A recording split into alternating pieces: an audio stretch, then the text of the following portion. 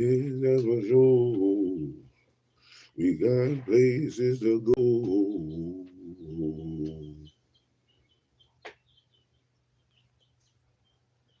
Mm-hmm.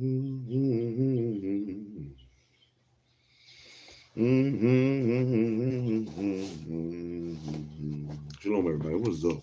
What's the business? Man, it's SHILO. What's the business? I'm out you. We're out here ready to read. Welcome to this next episode of Reading with SHILO. I hope everybody's doing well today, man. Up and at 'em. Up and at 'em. Get up. Get up.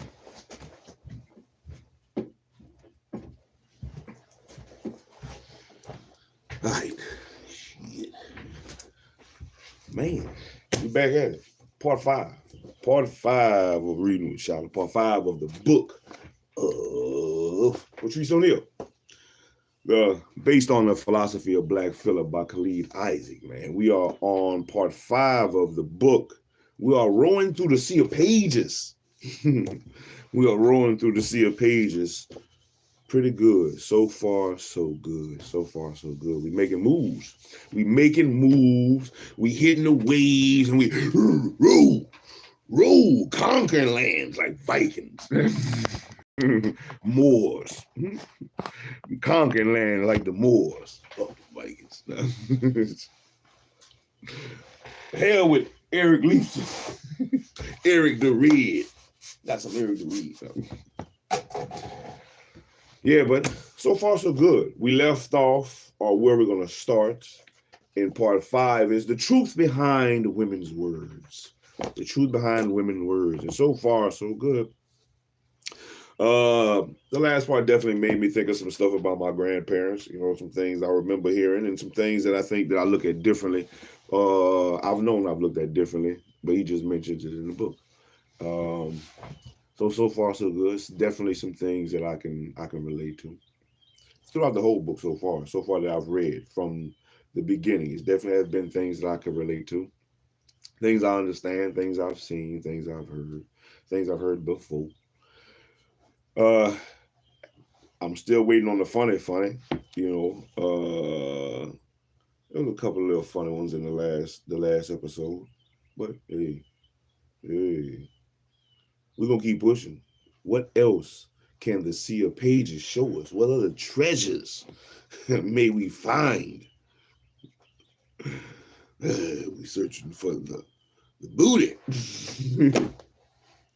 the buried treasure deep inside the sea of pages. What is it? What is it? What is the treasure that we get out of this? What is the treasure you get out of it? Hey, but before we do that, let's get the routine going, man. We're gonna work our body, work our mind, and work our body. That's gonna be the 3 things. That's the pattern that we choosing to go. As a pattern, we're gonna rock. So I'm only asking you to do 25 things, man. I'm gonna do 50 today. I feel like it. Yeah. I'm gonna do me some more push-ups today, man. Them push-ups yesterday felt good. I was trying some little shorties. Do 50 shorties. 50 shorties is all right for me. But 25, that's all I ask of you. 25 things. Whatever it is that you can do, man. Don't cheat yourself. Get up, man. Let's be better, man. You don't want to be better? Come on, let's be better. Let's succeed. We got you to succeed. And you might need a little extra oomph to get you right. So get up and get you right. Let's go. Come on. Do yours, I'm going to do mine, baby. You do yours, I'm going to do mine. I'm doing 50. You do your 25. 25 something. Whatever it is, man. Shit. Jumping jacks. Toe touches. Get up off the ground. Get up. Sit down. Get up. Sit down. 25 things. Just do 25 something. Shit. Do something. Do something. Do something. Do something. Do something. I'm going to do 20. Let's go. 1. Oh, shit. I got to take this off. Smash myself. All right. I'm going to do mine now. 1, 2, 3, 4, 5, 6, 7, 8, 9. Come on. 10, 11, 12, 13, 14, 15, 16. Let's go. What you got? 16, 17, 18, 19, 20, 21, 22, 23, 24, 25, 26, 27, 28, 29, 30, 31, 32, 33, 34, 35, 36, 37, 38, 39, 40, 41, 42, 43, 44, 45, 46, 47, 48, 49, 50. 50 on them, boy. 50 on it. Yeah, get your ass up.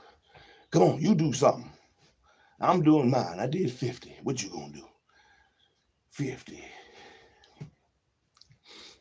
1, 2, 3, 4, 5, 6, 7, 8, 9, 10, 11, 12, 13, 14, 15, 16, 17, 18, 19. Ooh, I feel it in my chest. Get your ass up. 20, 21, 22, 23, 24, 25. Ooh, 75. I got 75 in there. Hey, it don't matter. Do what's good for you. Do your fake ups. If that's what you do, if you can only do fake ups, do 25 fake ups. Do 25 of your fake ups. And wake up so we can hurry up and shake up the world, baby. 25 more. That's 100. 1, 2, 3, 4, 5, 6, 7, 8, 9, 10, 11, 12, 14, 15, 16, 17, 18, 19, 20, 21, 22, 23, 24, 25. Get up, hurry up. All right. Now we ready to start reading. Work your body, work your mind, work your body. Work your body, work your mind, work your body. All right, let's work our mind. And get into part 5 of the book of Patrice O'Neal. The book of Patrice O'Neal by Mr. Khaled Izaac. The book of Patrice O'Neal based on the philosophy of Black Phillip. We're on part 5. The truth behind women's words. The truth behind women's words.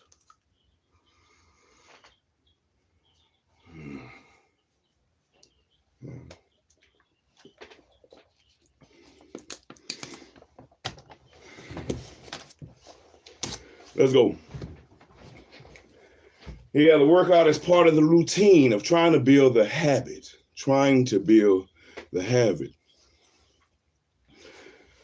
A better habit, trying to build a better habit and be, shit. If I can get up and read, I can add that little bit.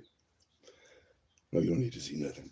I can add that little bit, and hopefully the little something I ask for, the little something I may do, the little 25 of anything, maybe it'll encourage somebody to get their behinds off their ass, get off your ass, and do a little something too. Be a better you today. Be a better you today so you can be a better you tomorrow. Let's go. The book of Patrice O'Neal, based on the philosophy of Black Phillips, by Khaled Izaac, this sea of pages that he has laid before us. The truth behind women's words. Women will look you dead in the eye, say some bullshit, and then get mad when you call them out on it. Patrice O'Neal. Women's words aren't always meant to be taken literally.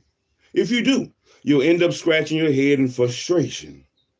Women communicate in feelings, while men are wired to communicate in facts. That's the first lesson in understanding how to speak, or how they speak, When she says, "You don't love me anymore," she's not giving you a factual statement. What she's saying is, "I need more attention."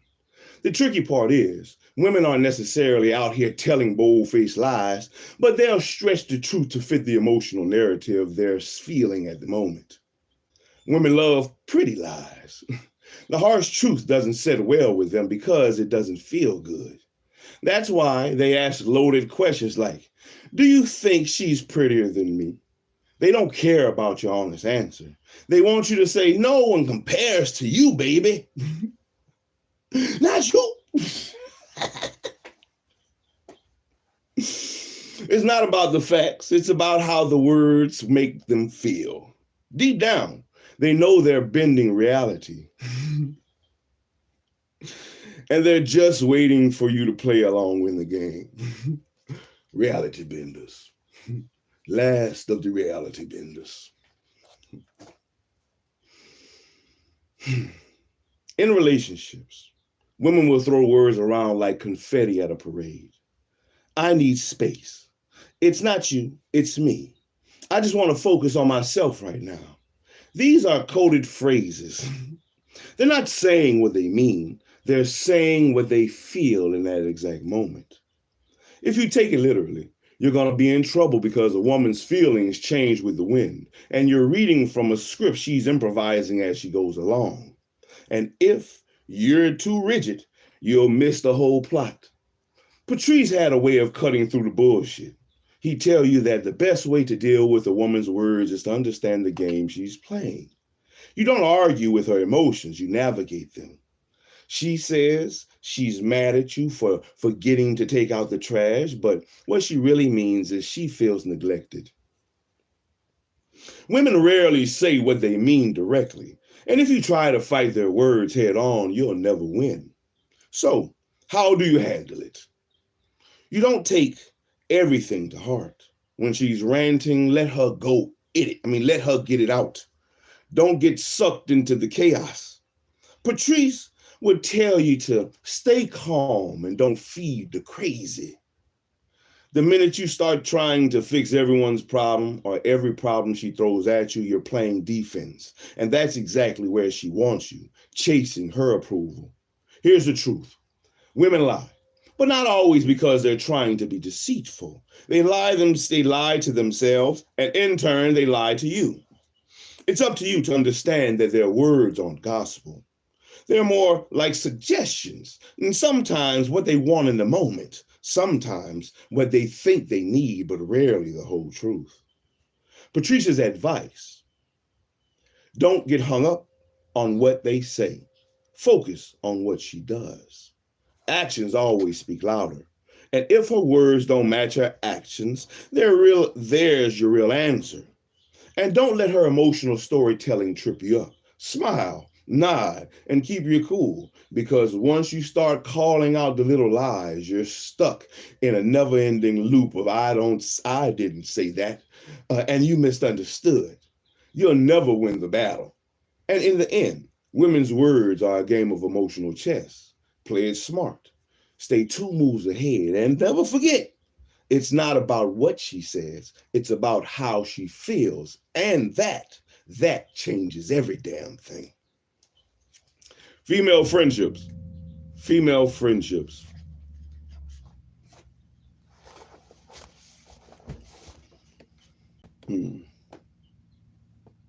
Practice often, female friendships. Women expect men to like them, but they don't even like each other. Patrice O'Neal. Patrice often pointed out the superficial nature of female friendships. Women are masters of fakery, and they cover themselves in makeup to enhance their looks, pretend to like one another when they don't, and often lie to themselves to cope with reality. Women's friendships are often a reflection of their own personality, superficial and driven by competition rather than genuine care. Women pretend to care about each other, but there's no real girl code that binds them together. They are often blinded by their emotions, which can make them vindictive and competitive. And many women have friends who secretly harbor jealousy and even attempt to sabotage them. The facade of female friendship is often maintained out of a convenience or a social expectation rather than true loyalty. On social media, women might publicly support each other with comments like, "Yes, queen."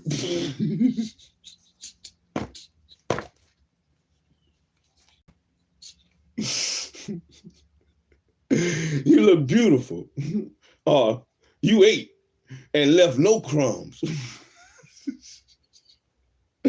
When, for example, a fat chick posts a full body picture in a tight and revealing outfit. However, Patrice saw through this as mere performance. While these comments may seem supportive, the reality is that many women are in constant competition with each other for male attention. This underlying rivalry makes their friendships fragile, prone to falling apart when the mask of solidarity slips.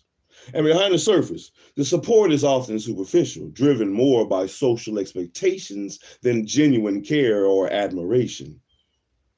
Most women use their friends until they realize they're being used in return. When this happens, they often leave on bad terms, too proud to admit that the problem was mutual. And unlike men, who can let things go and apologize when needed, women often hold on to grudges indefinitely. This refusal to forgive and forget leaves many women lonely and miserable, unable to maintain lasting friendships. Men, on the other hand, understand loyalty and dedication in a way that many women do not. Women often rely on the attention they get from men to feel validated, knowing that their sexuality can always guarantee some level of care. But this also means that they often can't count on their girlfriends, who are just as selfish and competitive as they are. Patrice's advice to men was simple. Don't be the sap who always does favors for a woman in the hope of gaining her favor. Understand that women's friendships are often more about convenience and competition than genuine loyalty. Don't get caught up in their games and don't let yourself be used. The company she keeps, what her friendships reveal about her. You got to start judging women on the company they keep. If all her friends are trash, she's probably the landfill. She's probably the landfill. Patrice O'Neal. Patrice had a keen understanding of social dynamics, particularly when it came to the relationships and the people we surrounded ourselves with. He believed that a woman's friendships, or lack thereof, could reveal a lot about her character and value. Women are value consumers, and they're attracted to value givers.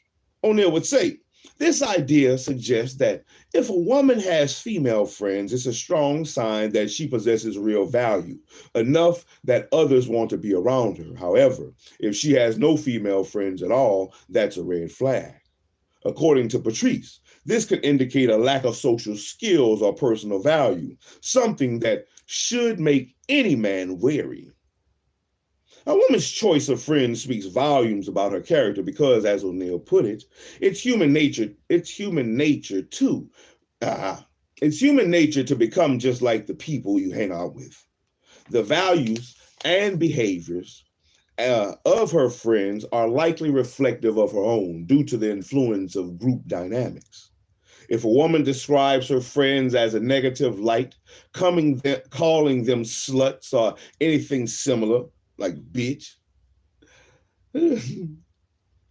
this might be more revealing of her own nature than she realizes. In the conversation below, O'Neal discusses the difficulty women often have in forming genuine friendships with each other. Woman 2. You said that women want to be loved, but they don't know how to be liked. I think friendship is the basis of any relationship. Patrice. Now, how can you be my friend as a woman when women don't know how to be each other's friends? Excluding blood relations, women hate each other. Woman 2. I like women, but they act crazy sometimes. This exchange highlights a key point. If a woman struggles to maintain friendships with other women, it could suggest underlying issues in how she relates to others and possibly extending into romantic relationships. Patricia's wisdom here is clear. Pay attention to how a woman interacts with other women. If she lacks female friends or only surrounds herself with men, it might be a sign that she has little to offer beyond the superficial. And as he would bluntly put it, if that's the case, it's better to walk away before you get too invested. Why women are all jealous of each other. Women compete with women for men. That's why they're always at each other's throats, even when they're pretending to be friends. Patrice O'Neal. Women are naturally competitive with one another because they're all offering the same product, themselves, and competing in the same domain for the attention of men. While men also compete, their competition is different. Men compete with other men for status, and they can choose how they engage in that competition, relying on skills, tactics, and personal growth. For women, however, much of their competitive edge is tied to the physical, how they look, how desirable they are, which they can't change as easily. Men welcome competition because it pushes them to improve. A tough opponent forces a man to sharpen his skills and refine his tactics, making him better. Now, women, on the other hand, tend to resent competition because it means having to share the market and raise their standards, which makes their quest for the best possible man more difficult.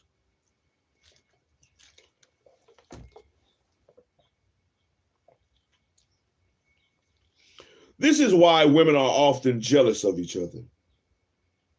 They see each other as rivals in the game where the stakes are high and the competition is fierce. Everything a woman does, from her choice of makeup to her clothing and shoes, is influenced by the underlying competition anxiety. Women are naturally attention seekers, and the moment they perceive another woman as better or more attractive, they fear losing the attention they crave. This anxiety is heightened by the fact that women have a limited window of time for reproduction and are all competing for the top 20% of men, making the stakes even higher. Women also tend to be more status-seeking than men. They derive a sense of superiority by comparing themselves to other women and feeling threatened when they encounter someone they perceive as more successful or attractive. For example, when choosing where to eat, a man might focus on the quality of the food, while a woman might prioritize the ambiance of the fancy place, even if the food is mediocre. Now, why? Because it satisfies her sense of status, allowing her to feel superior in a social setting. Patrice's wisdom teaches us that women's jealousy and competitiveness are deeply ingrained in their nature. It's not just about wanting the best man, it's about securing their place in the social hierarchy, where status and attention are everything. Understanding this can help men navigate relationships with women and recognizing the underlying forces at play when women interact with each other.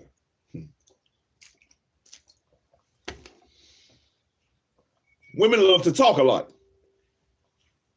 Women are too comfortable yapping about nothing. Patrice O'Neal. Patrice had a blunt and insightful perspective on the differences of how men and women communicate. According to him, women are talkers, not communicators. Women often talk at length about what's important to them, but not necessarily about what's relevant or valuable to the listener. When emotions take the lead, a woman can become the star of her own narrative, focusing the conversation entirely on her experiences, often without realizing how self-centered it has become. Now, men, on the other hand, tend to value conversations that are informative or educational. They prefer discussions that offer something new or useful. In contrast, women are more concerned with how the conversation makes them feel. I don't like how that feels. What they call it now, I'm triggered.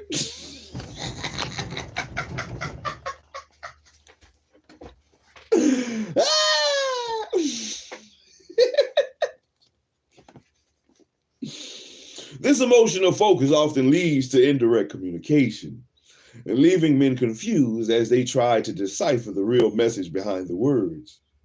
Patrice pointed out that women's communication is clearly tied to their emotions in the moment, which can make their perception of reality unstable and prone to change, which is why it's crucial for men not to get too caught up in their literal words being spoken, but to pay attention to the underlying message and body language. When a woman is upset, she may not address the issues directly, and instead, she might express her frustration through passive-aggressive remarks or by giving the silent treatment. In arguments, this emotional focus becomes even more pronounced. As Patrice observed, when you're involved in an argument with a woman, her emotions block the logic. She might disagree with you, not because of the actual content of what you're saying, but because her emotions have taken over, making her responses seem disconnected from the logical flow of the discussion. Now, to navigate these situations, Patrice advised men to pay less attention to the words and more to the emotional cues and body language. Understand that a woman's communication is often driven by her feelings in the moment. By her feelings in the moment. Understanding that a woman's communication is often driven by her feelings in the moment, can help you grasp the truth behind her words. This approach allows you to acknowledge her emotional state while keeping the conversation grounded in reality. Women have not edit feature when they're talking. Women have not edit feature when they're talking. It don't sound right. Women have not edit feature when they're talking. What the fuck are you talking about, bitch? What?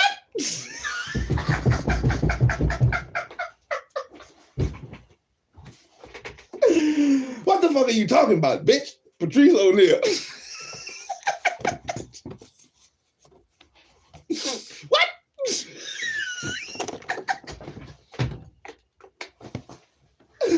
That's how I'll be. What?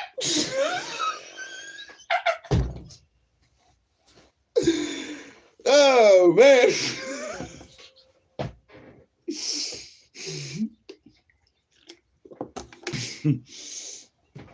Oh, man. That's how I'll be. What?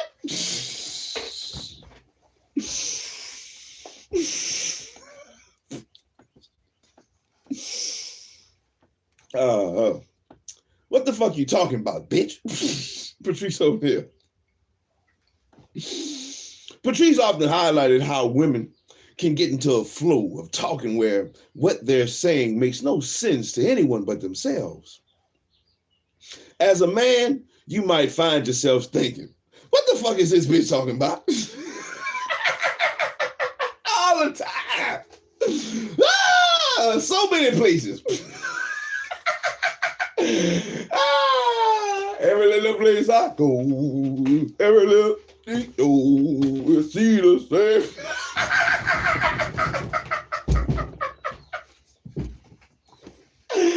Oh, hell yeah. Every little we see the same. They say the same thing. What? I know they just come out your mouth. God, I know what that boy K Chill said. I know you lying to me.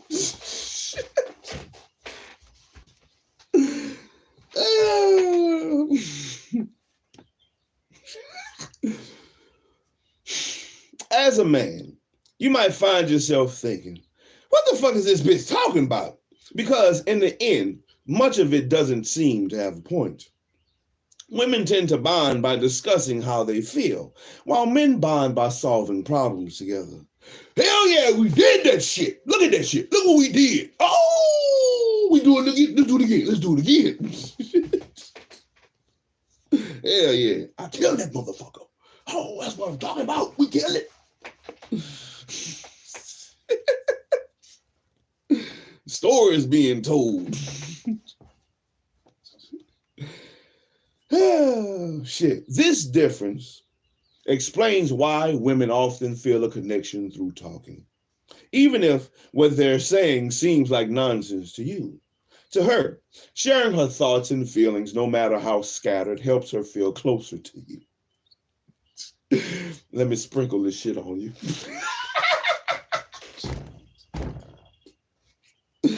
Her favorite topic of conversation is herself, and the thing that directly benefits her. As frustrating as it might be, this is just part of being in a relationship with a woman.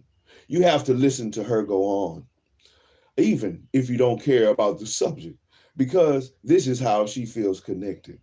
Understanding this can help you navigate these moments without getting frustrated. Women need guidance. You got to learn how to raise your girlfriends better. Patrice O'Neal. Cultivate them. Patrice believes that women often receive poor advice about men from other women who don't really know what they're talking about. This creates confusion and miscommunication in relationships as women try to apply misguided advice that doesn't resonate with what men she actually want, or what men actually want. Consider the typical magazine cover boasting 100 ways to please your man, usually written by a woman. According to Patrice, this list should really only have 3 items: food, sex, and silence. Many women underestimate the importance of knowing when to leave a man alone. But if they master these 3 things, a man will love them forever. Patrice emphasizes that men have the power to change how a woman thinks if they apply themselves. It's about providing direction, not letting her get too comfortable in behaviors that could become annoying. In essence, men should raise their women by giving them guidance to help them be better partners. A woman can become mentally infatuated with and subservient to a man who knows how to guide her. Your knowledge, guidance, and slight affection are the keys to dominating her mind. Capture her mind, and you'll have control of her body and her loyalty. She will never want to leave you. That's how the pastors be doing. Gotcha, bitch.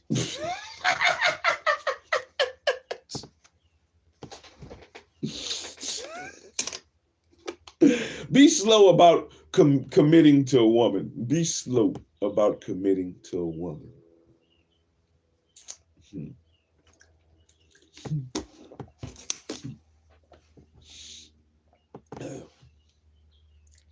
A man should never be in a rush to fully commit. Patrice O'Neal. Patrice often advised men to take their time when it comes to committing to a woman. No matter how nice, pleasant, or charming she may seem, it's important to remember that appearances can be deceiving. What you see on the surface is often superficial, and it's crucial to understand who and what you're really dealing with. You won't get full disclosure from a woman right away. So it's wise to be patient. As a man, you're not on the same timeline as a woman when it comes to commitment. Your fertility doesn't decline rapidly after a certain age, so you have the luxury of time. There's no need to rush into anything. If you commit too quickly, especially to a woman around your age or older, you might find yourself operating on her timeline rather than your own. This is because she likely feels a sense of urgency due to the more transient nature of her fertility. Patrice's wisdom here is clear. Take your time, evaluate the situation fully, and don't let yourself be pressured into commitment before you're ready. You have all the time in the world to make the right choice, so use it wisely. Revealing her true colors. Over time, every woman shows who she really is, and when the mask falls off, it's usually not a pretty sight. Patrice O'Neal. Time will tell it all. Time will tell it all. Patrice often warned that, hey, shalom. Shalom, Dad. How you doing this morning, huh? Good. All praises to the Most High. My son is up. All praises. How you feeling? Good. You feel good to me. Another day, I get to be your father. Another day, man. Let me look at you. Let me look at you. Oh, you're looking so handsome this morning. Oh, let me feel you. You're not hot. I'm not hot. No, sir. You feel good.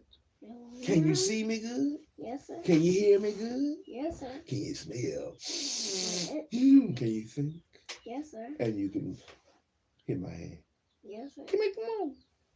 Oh, and you walk back here. So you have everything you need to succeed today, sir.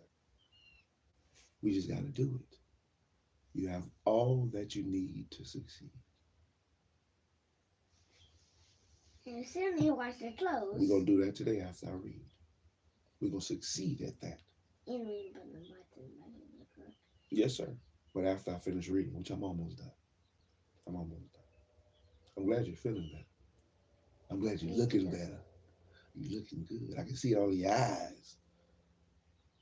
And I stop coughing for the rest of my life. All right, but let me finish reading. So, what do you need to do right now? To eat? You can do that. Do that. But you also need to brush that grill. Go brush your grill. Sure.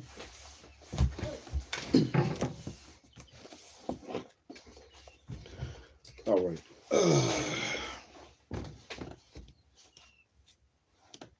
Revealing her true colors. Over time, every woman shows who she really is. And when the mask falls off, it's usually not a pretty sight. Patrice O'Neal. Patrice often warned that, given enough time, every woman will eventually reveal her true self. When you see what you see in the beginning is her best behavior, or an effect in effort to impress and win you over. What we call that, her representative. Her representative. She presents her representative to you. But as she becomes more comfortable, the mask begins to slip and her real nature starts to show. The question you need to ask yourself is whether you like what you see when the facade fades.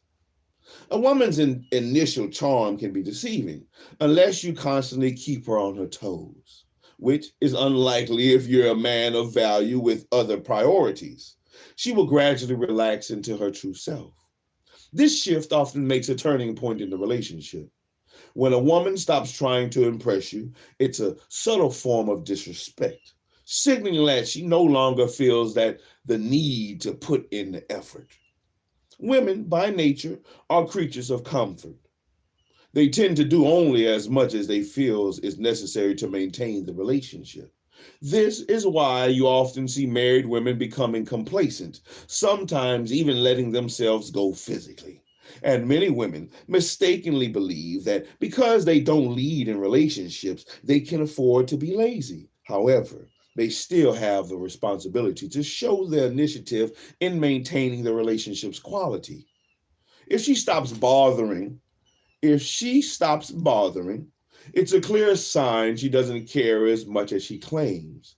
And to highlight this point, consider the story of a man who thought he had found the perfect woman. Lesson 4, the perfect illusion, when the good girl turns bad. Patrice, hey man, what's going on? Dave, I've dated a good girl for 3 years. She was perfect, super loving.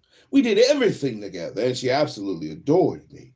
She would give me massages, cook, clean, and I helped her tremendously in her career. She was my first serious love, and the thought of us breaking up would make her cry intensely. What I didn't realize was that she was emotionally unstable and insecure. despite her outward perfection. She had issues she never communicated, like not wanting to tell her parents about us. This was a studious girl who you never think would cheat, let alone dump me for some trash guy she barely knew. But when a bit of stress entered her life and we had a minor argument, she cheated on me and left me for a bum, a guy with no future. My friends and family were shocked. I was naive and had a tough time accepting it. It was like I was talking to a different person. I didn't recognize her. Nothing I did for her in the past mattered, and she forgot everything we had. It was unbelievable. This experience had me super aware, and I would never look at any woman the same. Patrice's insight is clear. No matter how good a woman seems at first, over time, her true colors will show. If she stops putting in the effort, it's a red flag. Always be aware that a woman's initial behavior might just be a mask, and be ready to reevaluate when the real person emerges. The bait and switch. The bait and switch. We got a couple more pages. We'll get a couple more pages in.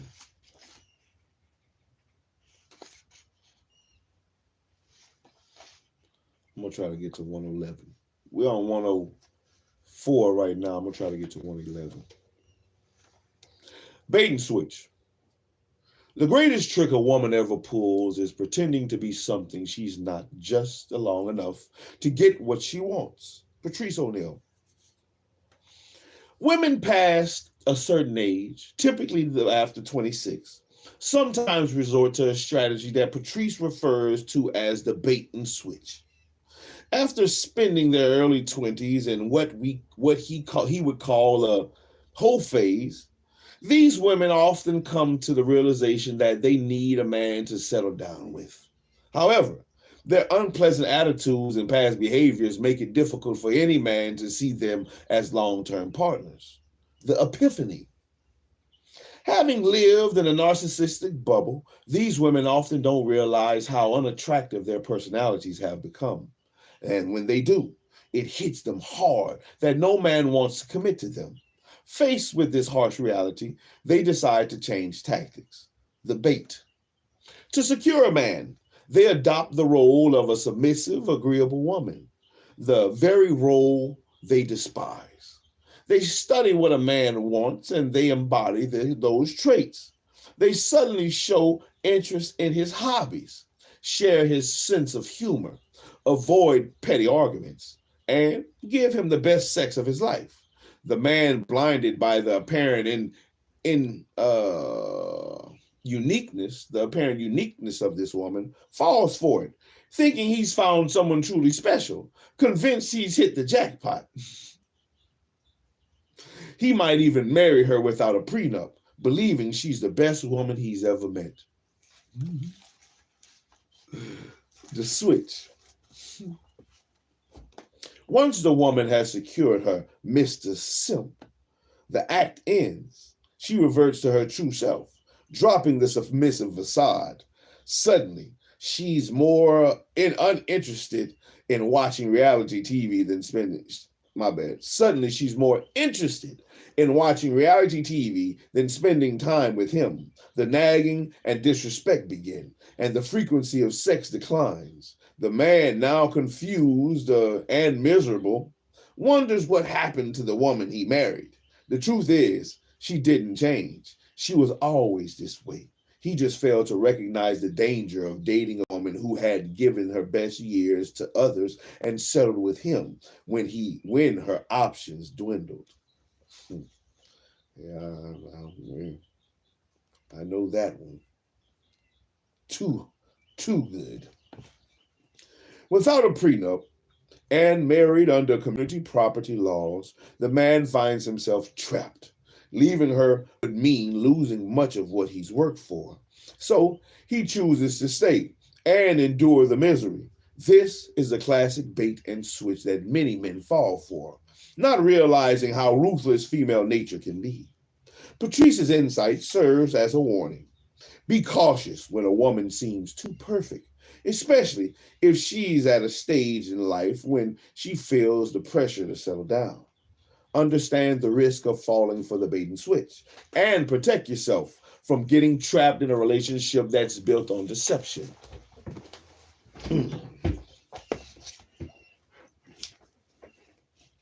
Test her character. You don't know a woman until you fought her. If she's not cruel when she's angry, then she's golden. Patrice O'Neal.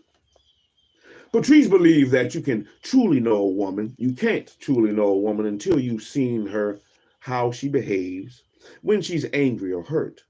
It's easy to be kind and pleasant when everything is going well, but a person's true character is revealed in moments of conflict. That's why Patrice advises men to fight her early and often, to provoke minor conflicts intentionally, to see how she reacts when her emotions run high. By manufacturing conflict over something minor, you create a situation where you can observe her raw, unfiltered reactions. It's better to do this intentionally and on your own terms than to be caught off guard when a real conflict arises and you're suddenly faced with a side of her you've never seen before. The idea is simple. It always pays to know who you're dealing with, and you can't fully trust someone until you've seen the worst they have to offer. When emotions are high, pretensions drop, and you get to see the truth of who she really is. While anyone can say hurtful things in anger, what you're looking for is something deeper, a sadistic pleasure in causing you pain. If you detect this type of cruel, out of control behavior, it's a red flag, and that this isn't someone you should commit to. Man, I'm starting to read bad. Let me sit back. Let me get back in my zone. Come on, we got to roll. Two more pages to roll. Testing a woman's character in this way is a form of due diligence. Most women aren't fully honest about themselves, especially in the early stages of a relationship. And by provoking a reaction, you can see who she really is, rather than trust just her persona she presents. While some might complain that this approach is toxic, Patrice argued that it's actually very healthy. You'll either build a deeper trust after resolving the conflict, or you'll realize she's not right for you and move on. Either way, you win. Once you've established that she's of good character, there's no need to keep instigating conflict. The goal is to vet her in the early stages of the relationship, not to create ongoing tension. Constant conflict is unhealthy, but using this tool sparingly at the beginning can help ensure you're with someone who's genuinely good for you. When you ask a woman why,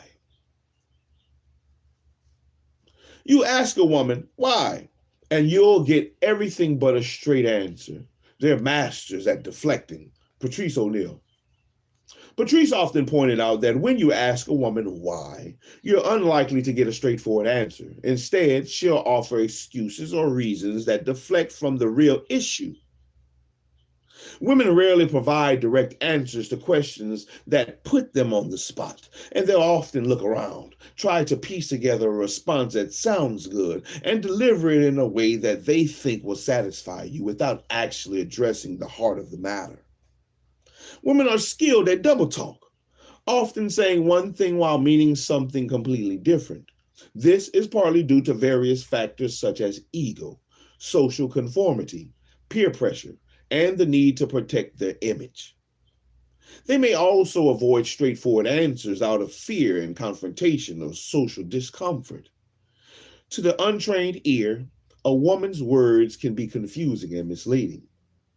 Patrice emphasized the importance of understanding that what a woman says is often smokescreen. To get to the truth, You need to decode her words, cutting through the bullshit to untangle the real meaning behind her statements. Women think they operate on a higher level of communication, but much of it is about deflecting rather than directness. Recognizing this can help you navigate conversations with women more effectively and allowing you to see beyond their words to the underlying truth. Women and criticism. Women can take 12-inch dildos, but criticism is where they draw the line.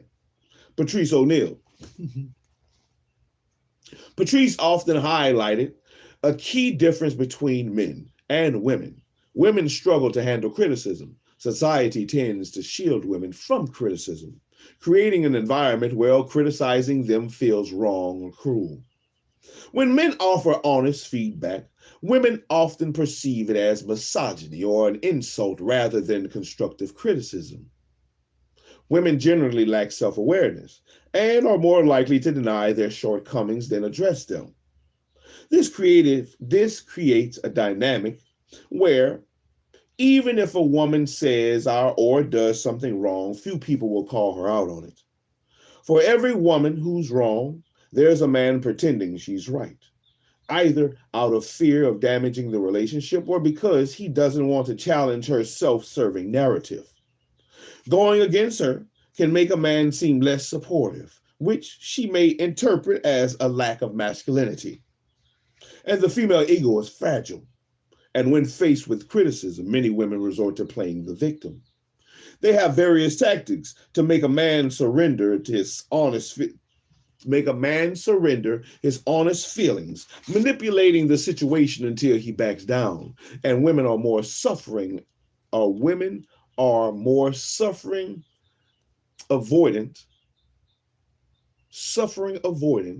and tend to reject harsh truths because the truths can be a heavy burden, one that requires strength to bear. This is why many women prefer good vibes only. Oh, man. Good vibes only. I'm only here for good vibes. Oh, good vibes only, huh? I'm here for them good vibes. Yeah, we'll stop there.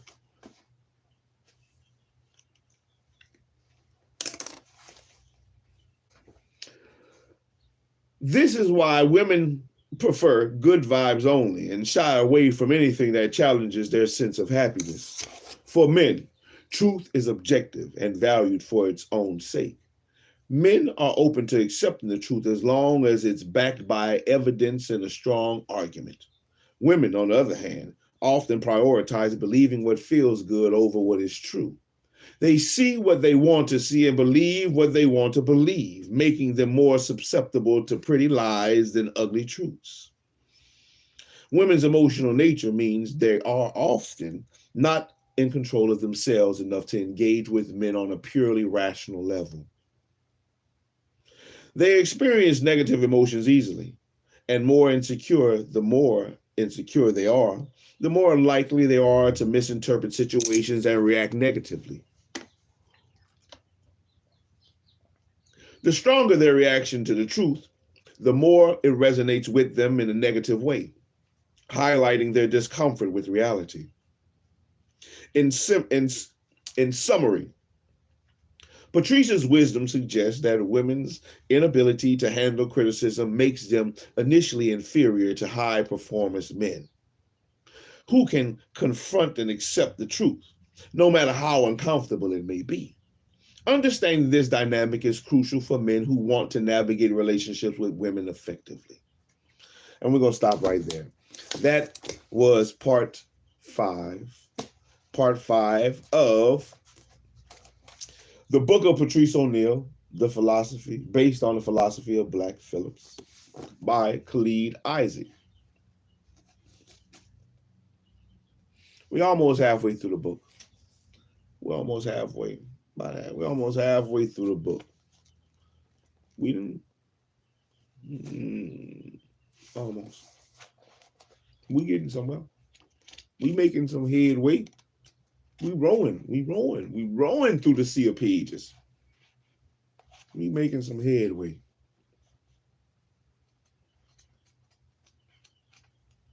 All praises. All praises. We in there.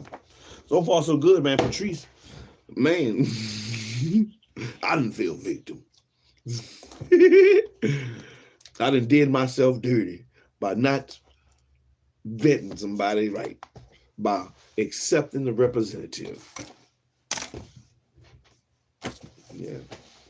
Hey, well, I think it can happen easily. Hey, get your mind right. Bitch, get your mind right.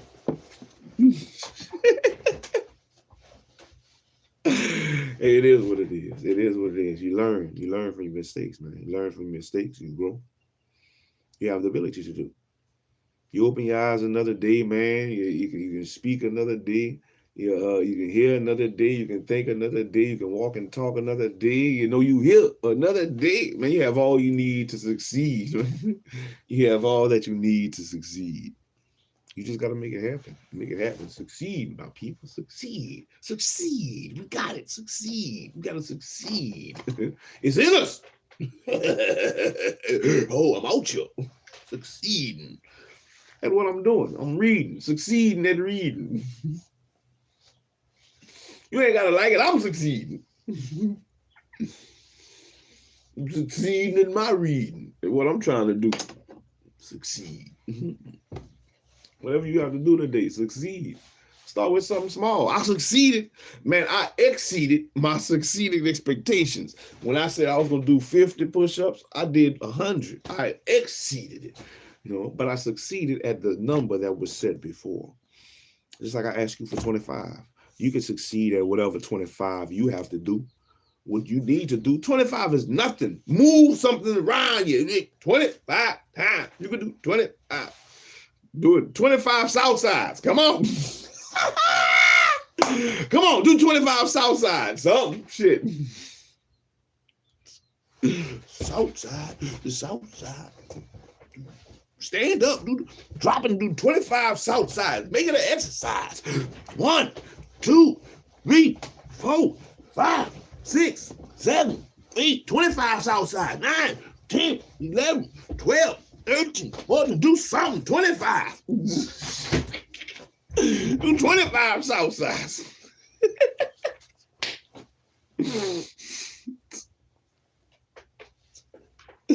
Do 25 something, shit. Help your body get a jump start. Maybe that might help you. Maybe that might help you and your mind to get a jump start. Man, we still got things to do. You out here still, man. We out here. We still got shit to do.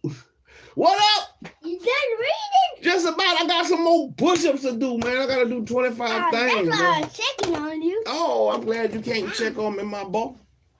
Oh, my son. Oh, I'm so glad you came check on me. Let me finish doing my stuff. All right, 25 things. We're on the outside. We're on the down slope. We did 25 things to start. We worked our body. We worked our mind. It's time to work our body one more time. One more time on the back end. On the back end. So let's get 25 things going. You do your 25 things.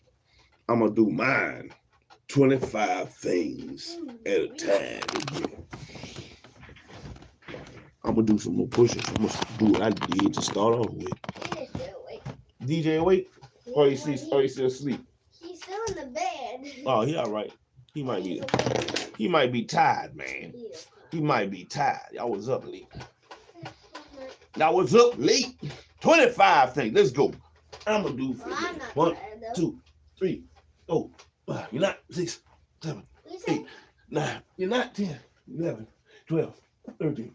14, 15, 16, 17, 18, 19, 20, 21, 22, 23, 24, 25, 26, 27, 28, 29, 30, 31, 32, 33, 34, 35, 36, 37, 38, 39, 40, 41, 42, 43, 44, 45. You copying me? 46, 47, 48, 49, 50. Yes, sir. Copy. What are you doing down? get my sword down what you're doing now. All right, let's go. Oh my God. 25 more. Let's go. Let's go. Let's keep pushing. I'm gonna try to do 100. Shit. Yeah. What? 1, 2, 3, 4, 5, 6, 7, 8, 9, 10, 11, 12, 13. Oh Lord. 13. Good googly moogly. I feel it in my chest. Oh, good googly moogly. Oh, 13. 14. Oh Lord. 15. Come on. Oh, I might be in a 60. I might be in a hole. I gotta crawl out. Come on. 17. Oh, I gotta get out that thing. Come on. Get out that hole. 18. Come on. I got children on my back. Come on. I gotta get them through the fire. 19. I gotta push through the troubles. Come on. 20. Come on. Get them off me. Oh, get out of there. 21. Come on. You can do it. Come on. We gotta push them. Good daddy. 23. Come on. We got some more to go. Oh, come on. You got people on me. Oh, they counting on me. Oh, 24. Come on. I got some more. Oh, we got to get up. We fell down, but I got to get up. Oh, 24. Oh, Lord, it's heavy. It's on my back end. It's a weary load, but I got to pick it up. 25. Oh, good googly moogly. I did 25. Oh, push me through.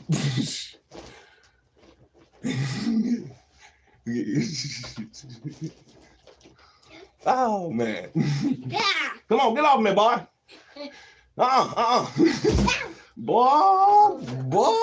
Boy, you ain't Indiana Jones, boy. I tried to do this right here. Okay, 25 more. Let's get it. Come on now. 1, 2, 3, 4, 5, 6, 7, 8, 9, 10, 11, 12, 13, 14, 15, 16. 17. Oh shit! Oh, you stopped me. 17. Come on. I gotta come on. Get off me, boy. 17, 18, 19, 20, 21, 22, 23, 24, 25. Oh, you trying to fumble, daddy? You trying to fumble, you daddy? Get off my sucker. Oh man, 100. Oh Lord. Oh man, I feel it. I feel it in my chest. I feel it in my arms. I feel it. Can you feel it? If you did something, did you do 25 things? Did you do 25 anything? 25 anything. I ain't starting over nothing. Hey, I'm trying to do a different kind of push-up, man. I do regular push-ups, but I've been trying to do them, what they call them, shorties. Shorties. Because I'm trying to isolate certain things in my chest. And I feel the shorties a lot more because, as the man said, the guy who was advising those, as you're doing shorties, you're keeping tension across your chest, which is what I want. I want that. And yeah, I got my 100 in. I'm going to keep pushing. Keep pushing. You do your push-ups how you want to do them. I'm going to do mine how I want to do them. I'm going to do regular. I'm going to do shorties. Hey, make sure you do 25 when it comes down to, if you watching the episode, you do regular push-ups 25 times in the beginning. You do regular push-ups 25 times at the end. Oh, you follow along, man. Get in line. Hurry up. Shallow out. Yeah, but till next time, that has been this episode, man. I appreciate everybody who stopped by, who stayed, left a like, commented in the chat. Appreciate everybody. Get out the way, sucker. Like, comment, subscribe, tell your people, man. SHILO, I'm out here reading shit. But right now, we going. I can say my own thing yet. We trying to rush me out. I gotta give them the spiel and tell them what it is and what it ain't, what they can and what they can't. Shit. Yeah, but we're gonna keep pushing, man, and rolling through the sea of pages that's laid before us by Mr. Khaled Izaac. And then that's the book of PATRICE O'Neal, man. The philosophy, based on the philosophy of Black Phillips, man. You know, one episode at a time, one chapter at a time, one book at a time, one page at a time, man. Why do you keep putting that on? When everybody see it? What you talking about? What are you talking about? Just your phone on when everybody see it or something? Yeah, I'm reading to them. On your phone? Yes, sir. One book at a time, one chapter at a time, one page at a time, one part at a time. Here a little and there a little, until we find some treasures or what we can learn and grow from in each of these situations, in each of these books, man. So catch the next episode, man. Catch the next episode where we're going to start off at Be Honest. We'll pick back up with Be Honest. Ooh, which I think is a hard one right there. A hard one? A hard one, to be honest, for the people Mr. Patrice O'Neal is talking about. Be honest. That one's a hard one? I think it is a hard one for women to be honest. To be honest. But it is what it is, man. Appreciate everybody that's here. Shalom, everybody. Catch me on the next go round. SHILO out, man. I'm out here.